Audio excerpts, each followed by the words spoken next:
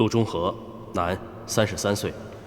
1984年6月3日，于仁和医院胸外科发生青霉素过敏，导致肺水肿、脑水肿、呼吸衰竭、心力衰竭，抢救无效死亡。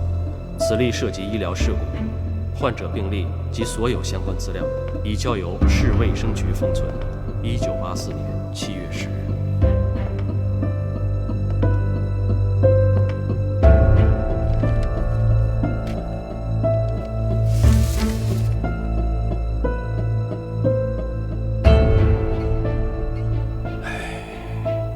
你终于还是回来了。我回来了。你真不该回来。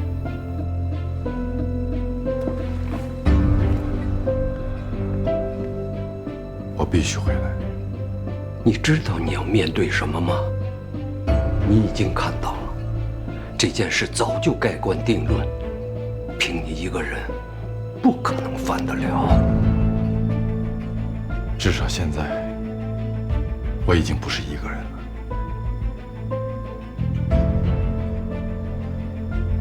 您会帮我的，对吗？钟叔叔。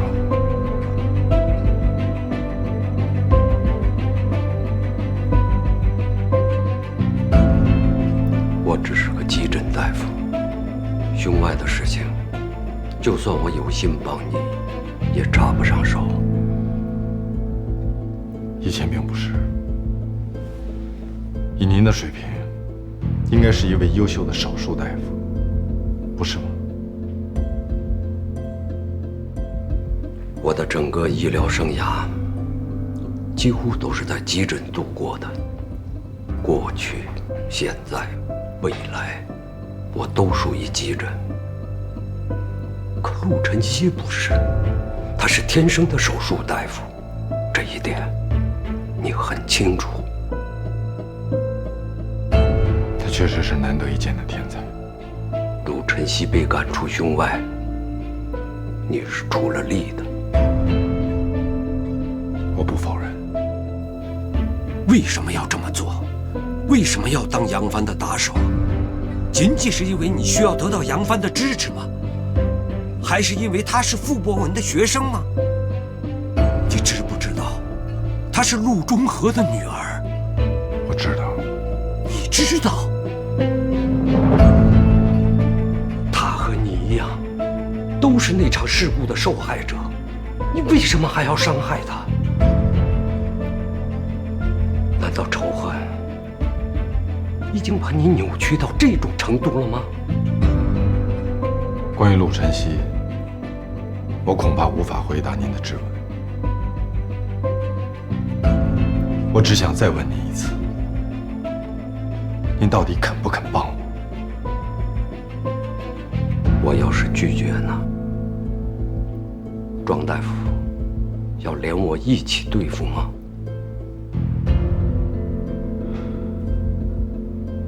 这30年来，您只要肯服个人，说一句违心的话，随时可以调回胸外。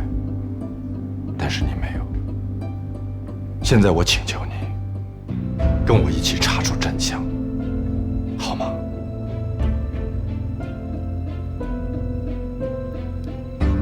小毕，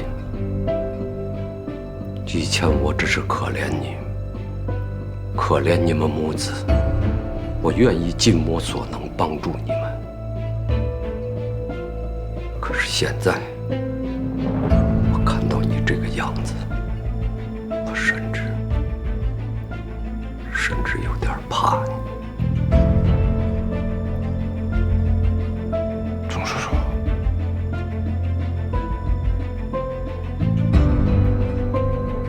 这些资料看完之后，请放回原位，不要给资料室的同事添麻烦。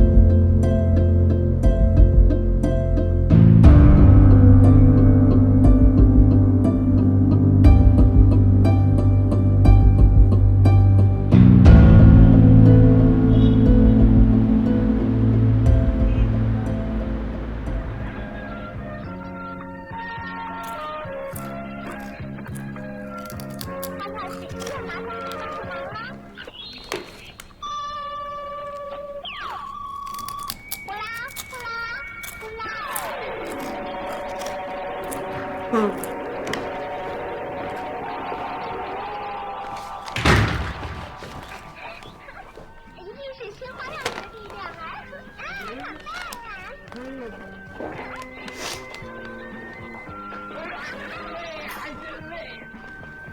你怎么这么晚才回来？接亲别人了？没有，查了一下资料。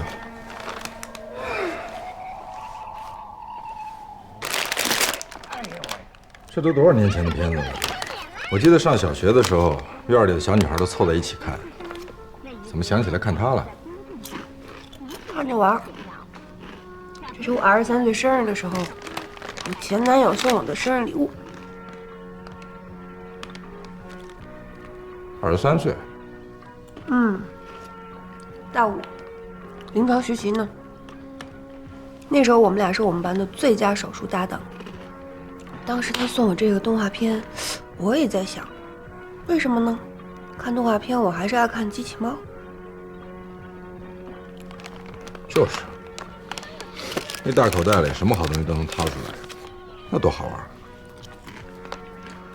后来我过生日那天，我们俩一起看，我才发现这是一个浪漫的爱情故事。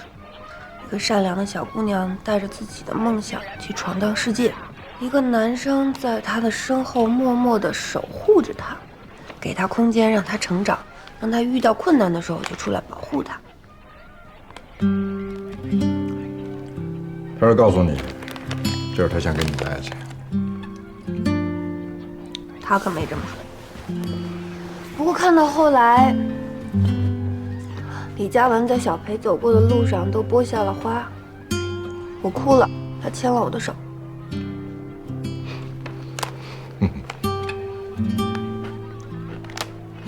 笑什么？也不知道这个是不是得跟男人一块看才有感觉？怎么今天看什么感觉都没有？所以你就拉着他一起看。他可不算。看来现实确实没有这动画片里那么完美。后来我们谈了几年恋爱，遇到了一些现实中的困难，他放弃了我，也放弃了我们原本一起要走的路。那你怎么今天把这片子翻出来？想回头了？不可能了，今天白天碰到他了而已。没了。这最后一包了。大半夜的不睡觉吃薯片儿，既长胖又毁皮肤。等将来碰到李嘉文了，小裴已经胖成大妈了。嘉文才不会只看脸呢。当然不只是看脸，还看身材。你们这些肤浅的男人，你们女人不是吗？李嘉文要不是长得帅，早被当成跟踪狂了。你说你这个人长得是挺善良的，其实腹黑的很。这就叫腹黑啊！你这性格呀，不适合当大夫，适合当警察。哼，当警察我就能由着性子来了，想抓谁抓谁。当警察比当医生要遵守的法律法规还要多。呵，有这认识，长进了啊！你教得好。那你为什么当医生啊？因为小时候扎针恨上大夫了，所以长大也想拿针扎别人。说你腹黑，你来劲了。那是为什么呀？哎呀，我小时候看了一个电影，叫《人到中年》，潘虹老师演的。那片子我也看过，我就记得当医生苦，没完没了的手术。你能看了这片子就向往当医生，太有觉悟了。我那时候哪知道什么苦不苦啊，我就是觉得这女大夫可真好看。不还是看脸吗？哎，算，我承认，潘老师演得好，演得好。你们俩打就打，你抢我枕头干嘛？陆晨曦，你不会把所有薯片都吃了吧？他知道。哎呀，我这做梦吃红烧肉呢。我就泡碗红烧牛肉面。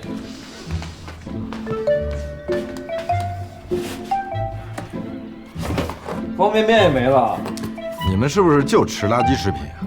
我看薯片和方便面你们都成箱的买。我妈也总这么说，但是我妈说完之后就会给我做。我妈也是。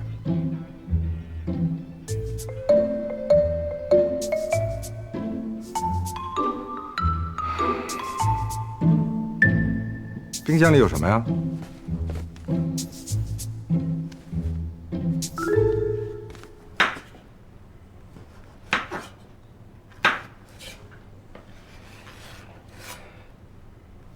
好了吗？马上就好。行了，我来吧。哎，你还外科医生呢，什么刀工啊？平时我切的又不是菜。你早说呀，让你切肉，本行。你真是白长了一张好人脸，不光腹黑，嘴还毒。你那美丽的医生梦什么时候破灭的呀？还什么时候？第一天呗。这么快？第一天进临床，在急诊，一个女孩自杀，因为没考上大学，家里不让再考了，吃了老鼠药，我就给她催吐，结果体位没放好，吐我一头一脸。当时所有医生都在忙，我就只能接着给她催吐。我去洗澡的时候，人家都躲着我走。人救过来了吗？救过来了，后来当老师了，去年还生了个儿子。你真幸运，第一个患者就完全康复了。你呢？我管上的第一个病人，车祸重伤，我陪了他27天，最终还是我宣布的死亡。去年他的母亲也去世了，也是我的病人。临终前他跟我说，他很幸福，可以跟他儿子团聚了。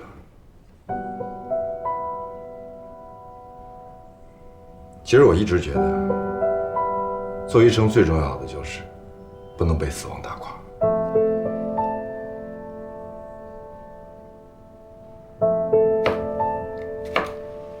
你被打垮过吗？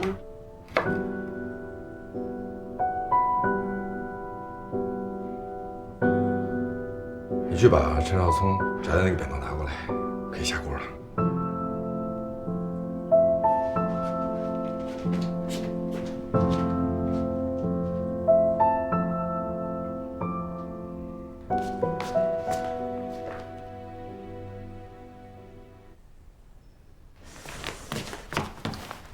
猪啊你！让你摘菜你又睡觉，待会儿你别吃了。我可以吃纯肉的，不带菜。扁豆好了吗？好了，给我多搁点香油啊！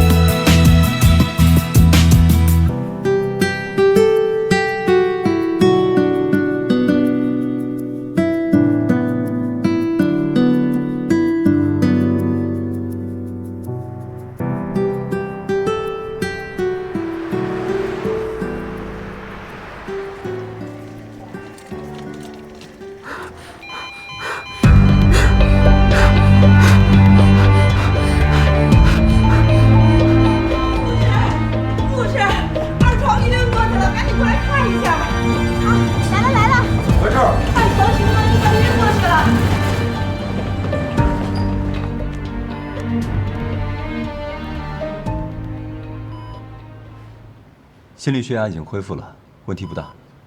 你去查一个血生化，一个 GFR，1个小时以后再做一次心电图。好。患者女儿不在吗？刚跟他打过电话，他去了陵园，马上赶回来。观察半个小时，我再过来看一下。庄大夫，这个病人没事儿吧？他刚才可能是情绪过分激动，导致血压骤升，现在情况基本上稳定了。哦，我知道了。他不是一直很稳定吗？怎么会这样呢？她丈夫今天下葬都没敢告诉她，刚才她说躺了这么多天，都与世隔绝了，想看看电视，我就给她打开了。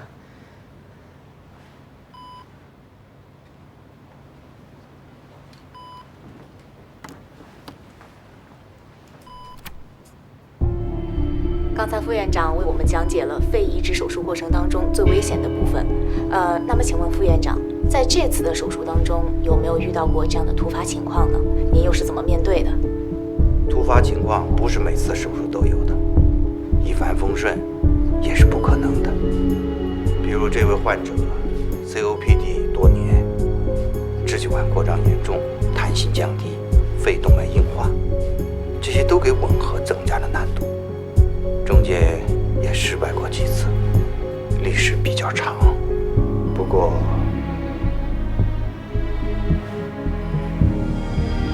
我还是坚持完成了。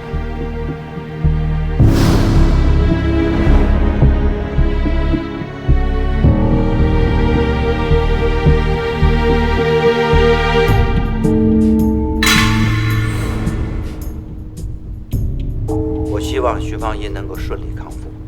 这也是他先生葛树新的心愿。分开多年的夫妻，2个人只有一个生存的希望。为了把2个生命融合到一起，作为目前中国肺移植的领军者，傅国文院长推后了出国访问等工作，亲自为他们进行了手术。这台手术精心。这个频道以后不要再在病区里播放了，病人情况还不稳定，受不了这个刺激。一个家庭，一对分离半生的。怎么了？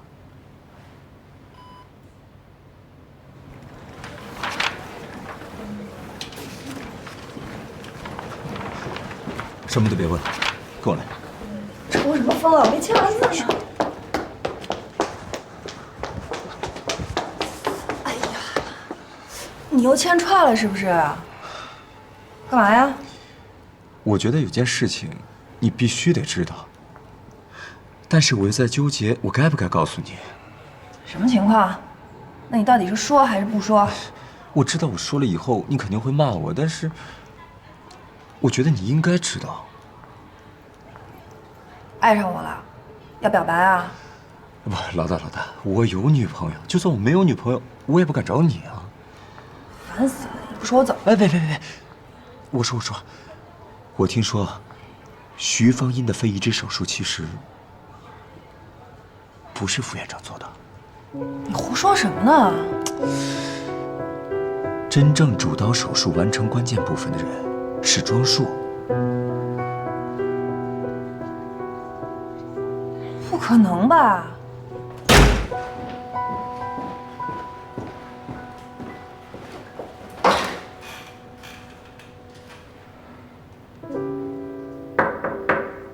谁啊？庄老师，17床的化验单我拿给你看一下。刘长河管床，给他看。还有院办转过来的关于我这件事情的处理意见，还有我的检查。给柯秘书，让他存档。哦，我还有点私事儿。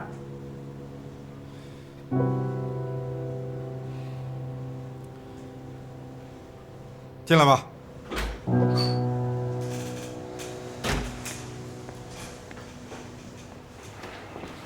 庄老师，我是来感谢你的。谢我？谢我什么？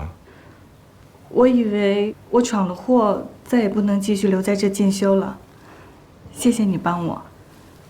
你已经谢过了，而且我已经说过，这不是什么原则性的问题，以后注意就好了。还有，第一时间替你向上级和家属申诉的也不是我，是陆大夫。要谢你也应该去谢他。嗯，我也没想到他能帮我。去忙吧，我还有很多事儿呢。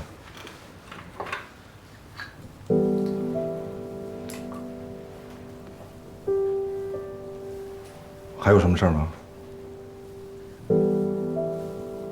我有点东西，你能看一下吗？今天我们查房的时候，徐芳英突然昏迷，我就跟庄大夫去抢救。当时电视里正放着副院长接受采访，讲的是肺移植手术是怎么做的。庄大夫当时的脸色就很难看，还说以后别让家属再看这个频道了。那是因为不想让徐芳英知道她丈夫的事儿，怕她情绪激动，这很正常啊。那也没必要反应那么大吧。后来我就去问当时参与手术的刘大夫，他跟我说，陆大夫、方大夫，哎，说什么？他说副院长关键的时候掉链子了，是庄大夫参与了手术才救的场，而且他还说杨主任早就知道副院长不行，所以才去找的庄大夫把你给换下来。名义上是去给他当助手，实际上就是给副院长留面子。结果副院长在记者面前把所有的荣誉都揽到自己身上了，搞得庄大夫很不高兴。根本就是胡说八道。哪个胡说八道？你说副院长不是主刀，还是庄大夫对副院长不满？都是，副院长才不会去沽名钓誉，庄大夫也是实事求是的人，不会恶意造谣，肯定是杨帆在那散播谣言呢。我就知道说了你也不信。算了，当我没说。这么弱智的谣言你信啊？那说的有鼻子有眼儿的，刘大夫他没有必要骗我吧？哎，况且看到采访，庄大夫当时状态确实不对了，我是亲眼看见的。副院长，我请求替换骆大夫配合您完成这台手术。这个手术本身难度很大，谁都无法保证一定成功。让庄教授当助手屈才了。那手术中有没有出现什么需要傅老师和您一起解决的问题？没有出现需要我和副院长一起解决的问题。这件事儿不许再跟任何人说，知道吗？不用我说，全世界都知道了。我找庄叔去。哎，老大，别说是我说的啊！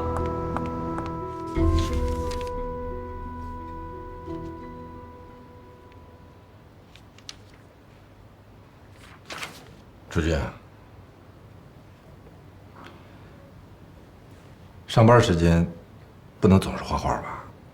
你别骂我，我是在下班的时候画的。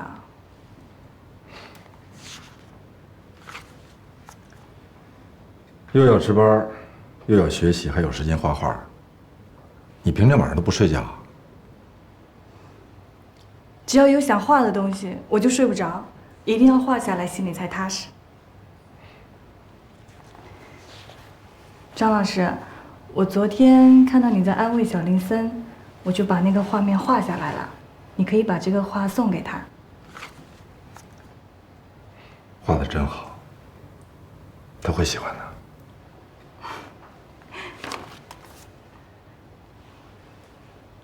真没想到，你一个大男人，又没结婚又没孩子，还这么会哄孩子，简直像一个儿科大夫。小时候我妈妈工作忙，照顾妹妹的活都归我干，可能是那时候练的吧。妹妹，你还有妹妹啊？她在哪儿？在美国吗？她是做什么的？她长什么样啊？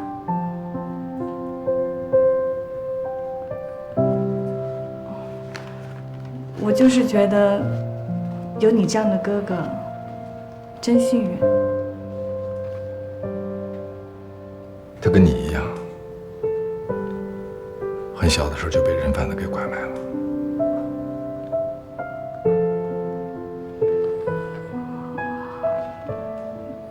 那他现在？他没你这么幸运，能回到自己的父母身边。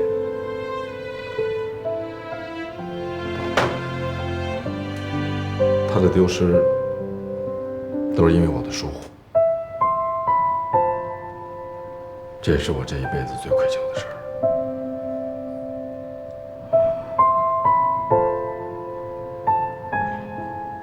我5岁生日的那一年，还在人贩子手里。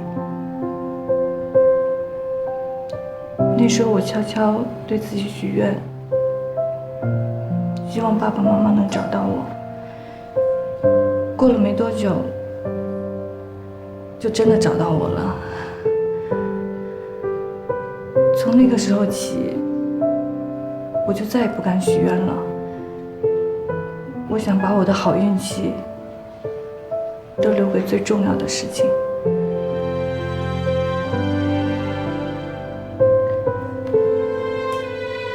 庄老师，以后每年我都会为你许愿的。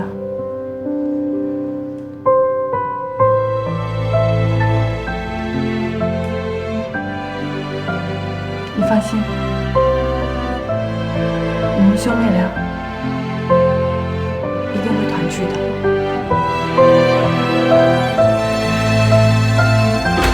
陆大夫，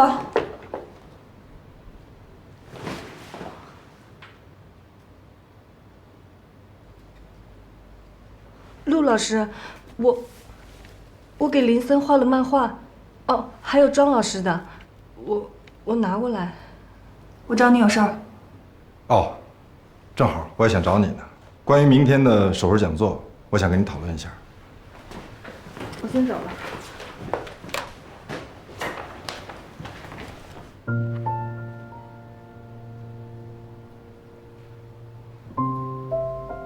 陆老师，谢谢你，谢谢你替我跟院里还有患者解释，让我能继续留在这边进修。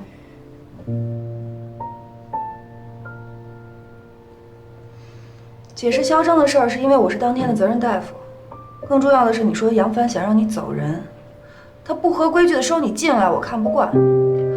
他为了省麻烦要踢你走，我更看不惯。说白了，我不是支持你，我是反对他。陆晨曦，你干什么呀？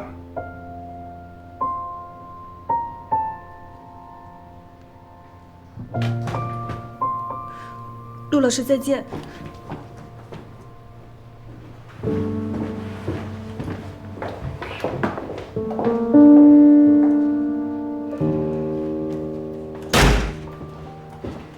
当恶人很过瘾是吗？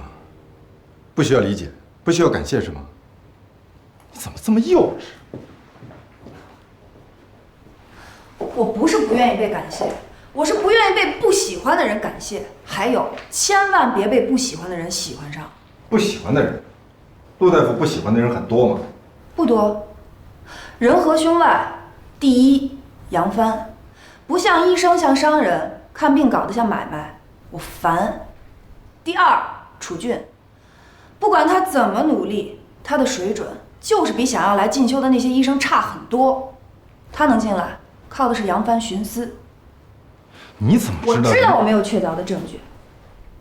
他的水平你看到了，可能你教他以后，他进步了，够格了，那也改变不了他当初不够格的事实。他确实水平不高，但是我之前也跟你说过，这个世界上没有那么多非黑即白，不能一切都拿尺子去精确衡量。就好像生命科学，它不是机器零件一样，每一个手术都有可能发生意外，同样每一个绝症也都有奇迹的可能。你少在这儿跟我扯那些高深的哲学问题。我说楚俊呢，我不喜欢他还有一个原因，也是最重要的原因。他在努力上进中，还包括了使用不正常的相处关系，从男同事和上司那儿得到他不该得到的资源。原来是对杨帆，现在是对你。你们可以认可欣赏他呀，但我就是厌恶。什么叫特殊的相处方式啊？你这纯粹就是因为成见过分解读。就像现在，我们两个人关上门在屋子里面交谈，如果被别人看到，我们单独谈话，你把门关上，那是因为你不想让别人听见，你想痛痛快快的骂我，我可没跟你执手相看泪眼。你简直不可理喻。对，我就是不可理喻。你欣赏楚俊，你当然欣赏不了我了。陆晨曦，你找我不是有事儿吗？没事儿了，我已经有答案了。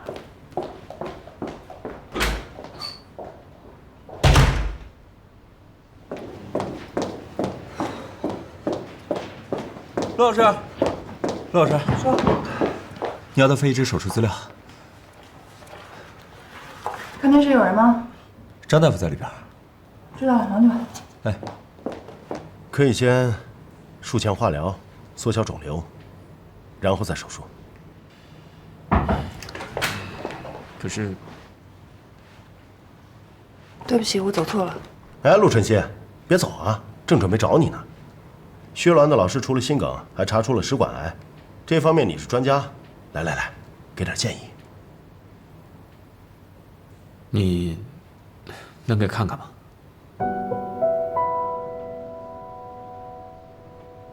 好。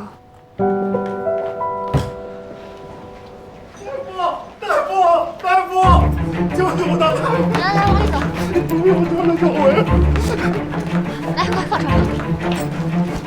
都让开来啊！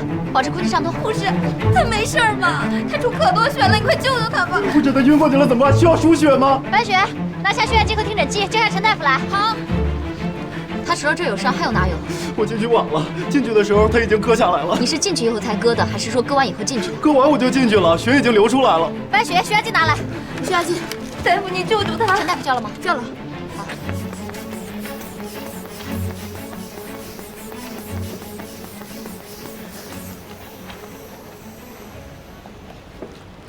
130/80，正常啊。来，麻烦让一下，不要围着。给白雪。什么情况？手腕刀割伤，血已经止住了，血压也是正常的，但是现在脸色苍白也不动，不知道还有什么其他的问题。吃过其他药吗？没有，他不爱吃药。喝过酒吗？他从不喝酒。之前有过其他症状吗？没有，他很健康的，他很少生病。心跳和脉搏都正常，把心电图机推过来。哎，来一个人帮我推一下心电图机。好的。听见我说话吗？听见应一声，姑娘，姑娘，姑娘，听得见吗，姑娘？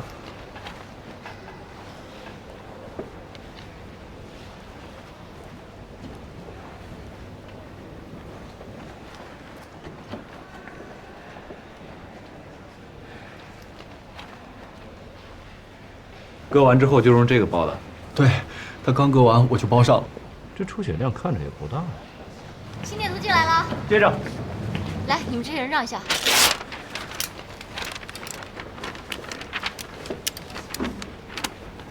都正常。怎么回事？可能是装的。不会吧？这姑娘割腕之前跟你有过冲突是吧？冲突了，就是他非要跟我们小维分手。对，我刚提出分手，他就把门锁起来了，就割腕了。我真没想跟他分手。哎，这是医院啊，小点声。哎，姑娘，人家说的不是想跟你真分手啊，你要是听见了就应一声。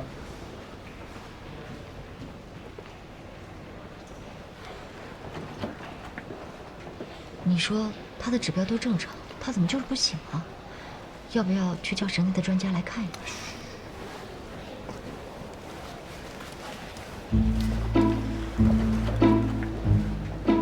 哎，我跟你们说啊，这口子我能帮你们缝了，他脸上这条大口子我可不管，你们得找整形外科去。这谁给他划的？肯定是路上划的。你说这姑娘啊，那怎么就不知道疼呢？哎，姑娘，你的脸真不疼啊？疼不疼啊？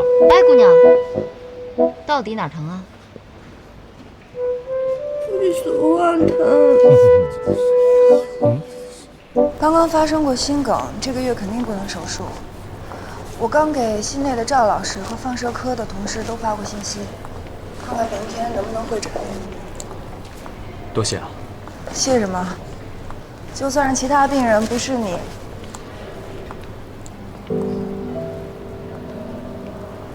其实我也帮不上什么忙。我现在已经不在胸外了，顶多就是提意见。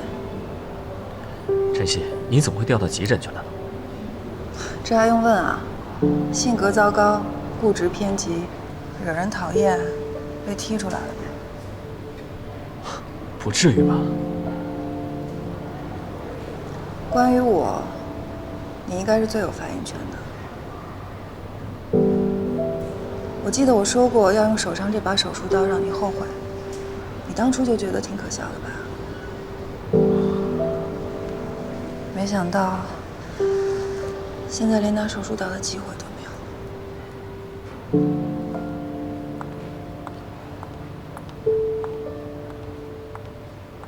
我后悔了。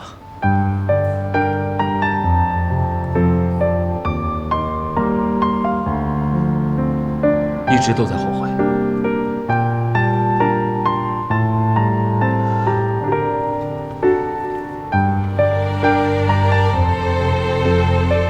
不仅后悔放弃临床，更后悔当时放弃了你。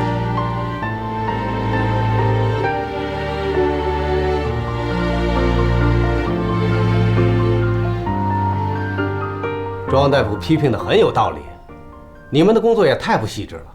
你去跟病房里的护工还有病人的家属讲一下，以后不要再看这个频道了。好，就这样。哎呀，防不胜防啊！谁能想到看电视都能看穿了帮？那个护工也真是的，没事让病人看什么电视啊？不怪他，医嘱也没有说不让病人看电视。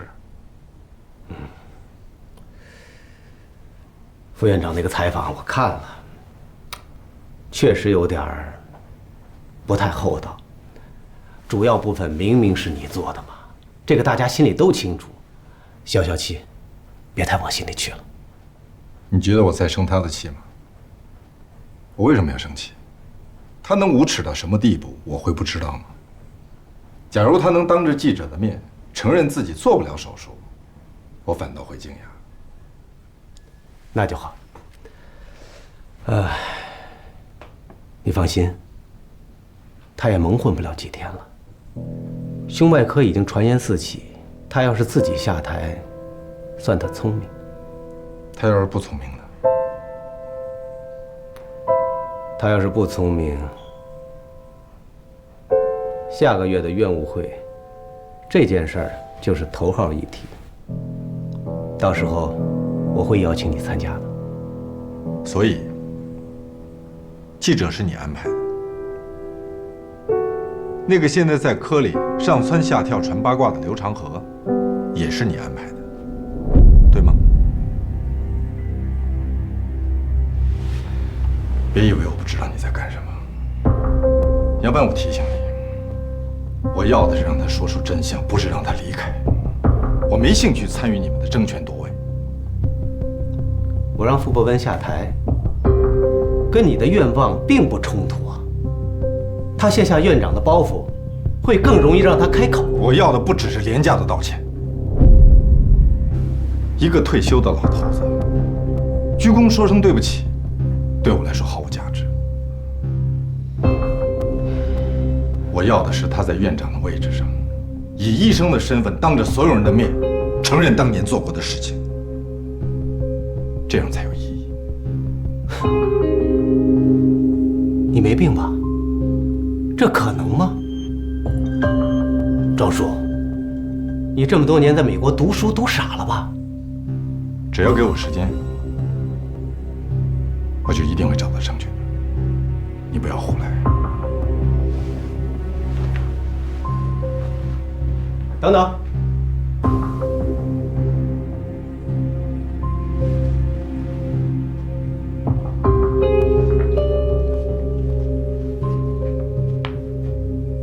这是什么？布莱克教授，美国药物制品方面的科学家，我向他请教过当年的事件，这是他的回复，看看吧，看看就明白了。